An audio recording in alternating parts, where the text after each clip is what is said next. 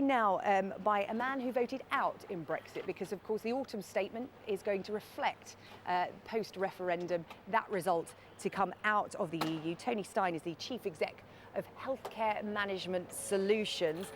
Tony, welcome to you. Thank you for getting up so early. Yes, I bet your commute into Birmingham city centre has never been so smooth. It was lovely. Now, you work with care homes. You take them on, you revamp them, set them up and run them. Tell me why you voted out in the referendum. I've yet to come across a problem where the answer was more politicians and more bureaucracy. I believe spending billions of pounds in Brussels to legislate when we could do that here for far less and redirect the funds into other things is nonsense, frankly. Presumably you'd want those funds to go into the NHS? And social care, yes, and many other things that we need to do. But I also think it's self-determination. We have issues in this country that maybe don't exist in France and Germany, and we should deal with them in our own way. There's a talk about the Brexit effect, and a lot of people will argue we haven't actually felt it yet because we've not actually left the EU, we're still negotiating. How do you think it will impact directly on your business? The potential impact, I think the largest potential impact is the loss of access to a labour force from the European Union.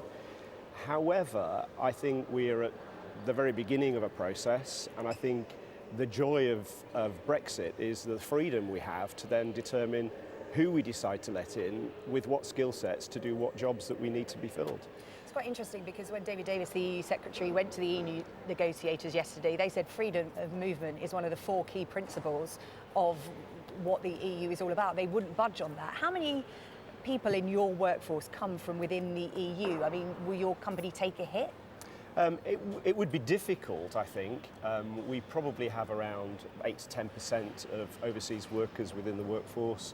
And what's that in sort of numbers terms? You're probably talking about 600, 600.